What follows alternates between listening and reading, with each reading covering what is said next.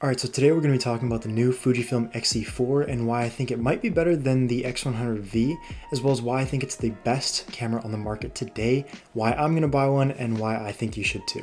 My name is Justin, and on this YouTube channel, all we talk about is cameras and photography, so if that's the kind of content you enjoy, make sure to subscribe. Also, if there's anything specific that you're looking for in this video, there's going to be timestamps left in the description, so check those out. But anyways, let's get on to the video.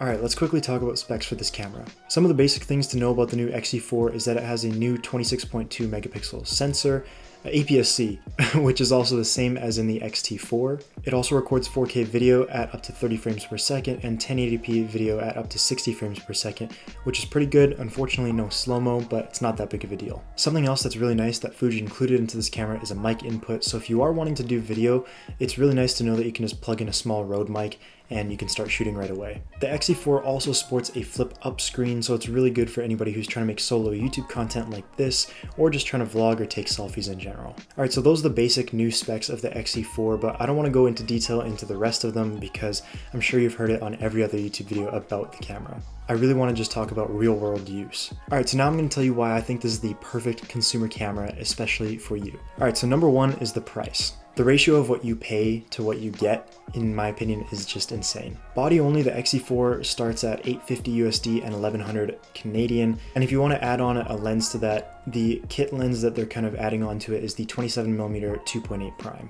In my opinion, this is a really good deal in terms of specs to price ratio, and especially when you're comparing it to something like the Sony lineup, you'd probably be comparing it to something like the Sony a6400, which is what I'm using to record this video right now. And you're going to get about the same price, maybe about $50 to $100 more for the Sony, but I think it's just a great deal. This is mainly because on the Sony you're going to have to pay a lot more to get a really nice lens with the camera, whereas on the X-E4, a couple $100 more and you can get that 27mm prime, which is a really nice sharp lens. Number two is the size. I think this thing is just the perfect size. It's about the same size as the X100V, body only, and with the 27mm pretty much the same size. Also, if you're comparing it to something in the same price range, once again, the Sony a6400, although the Sony is pretty small by itself, especially in comparison to other cameras, this is just even smaller, which is ridiculous. You can fit it into a fanny pack if you wanted to, or if you really were trying hard to keep it low key and low profile, you can keep it in your pocket of your hoodie. So this is just a really nice way of having something nice, small, and compact, as well as having that super high quality, so you don't really scare people when you bring out the camera. Before we move on to number three, if I could just ask you to hit the like button, it helps grow the channel and helps spread this little photography community that we have going on to more people, so I'd really appreciate that. But yeah, let's move on to number three. So number three is ease of use. The X-E4 has a lot less buttons than its previous version, as well as really kind of focuses in on the touchscreen, which I think for a lot of people, if you're just switching from a smartphone over to a mirrorless camera, I think this is a really good idea because people are a lot more used to touching the screen rather than having a bunch of physical buttons. Number four is the specs. I don't want to go too deep into this because of course I talked about the specs earlier, but once again, 26 megapixels, 4K video, it's a great photo and video camera, especially for the price, which kind of leads me into number five, which is it's an incredible hybrid camera. With 4K video, this is a great option for anybody looking to make really high quality YouTube content, and even with 1080p 60 frame per second video, you can have really decent slow-mo in your videos as well, or just have it for home videos, or just maybe as a secondary camera like a B cam. And if you want to use this camera for photos, which almost everybody who buys this camera will be using it for photos, it has the beautiful APS-C CMOS X-Trans sensor with 26.2 megapixels, so you're going to get incredibly clean and sharp images out of this camera. There's no doubt that with the 27mm 2.8 that you can buy as a kit lens with it, or just any other Fuji lens, there's no doubt that it's going to give you incredible images and just very clean and sharp stuff. Alright, so if you're looking at the Fuji X-E4, you're also probably wondering, what about this Fujifilm X100V? Just looking at these cameras side by side, I do have to say they look incredibly similar, and honestly they have similar image quality, but there are a few key differences, and I'll tell you why I think the X-E4 is better than the X100V. The first difference is price. If you couldn't tell, I'm a big price guy, I'm trying to keep things cheap. In Canadian dollars, the X-E4 starts at $1349 with the 27mm 2.8 versus the X100V, which has a 23mm, which is a 35mm equivalent on full frame f2. That comes in at $1899 Canadian.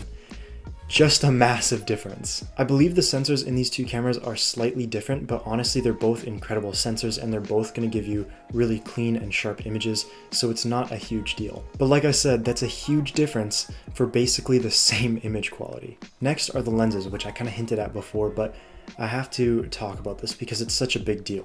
The X-E4 has interchangeable lenses, whereas the X100V has a fixed lens. I do have to admit though, the X100V with the 23mm f2, it's an incredibly sharp and beautiful lens that is built in, but if you ever want to change lenses, if you ever want to get a different focal length on the X100V, you're gonna have to buy adapters, or you're just gonna have to flat out use a whole different camera. So this is where I'd give the win to the X-E4. A lot of the time having a fixed focal length can be very limiting.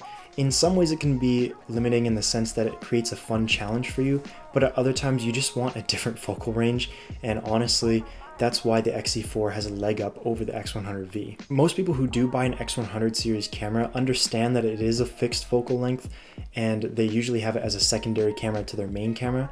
So if they do need those different focal ranges, they can use their main camera, but if you are only going to have one camera, I would 100% go with the X-E4 over the X100V, almost solely because of the interchangeable lenses. Another win for the X-E4 in terms of video is going to be the flip up screen. Now, this might not be a big deal to a lot of people because so many people are going to be buying the X-E4 for photography and almost nobody's going to be buying it for video, but if you are wanting it as a hybrid camera, this is a big deal. The X100V has a articulating screen, but it doesn't flip all the way up and it doesn't flip out to the side, so you can't see yourself. So if you're trying to make solo videos like this, you're going to want the flip up screen, which is what I'm using right now on my Sony a6400.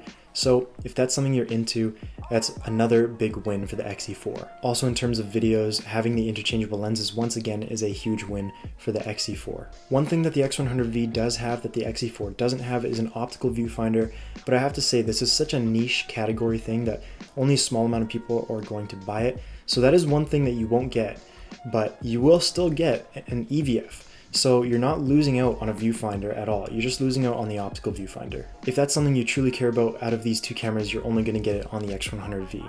Okay, so it sounds like I've just bashed on the X100V this entire time, which is not what I meant to do. I absolutely love the X100V, it's a beautiful camera. The X100 series are just incredible cameras, and I actually even had an X100F for quite a while, but I ended up selling it about a month ago. If you want to know why, just let me know in the comment section down below, and I might explain it in another video.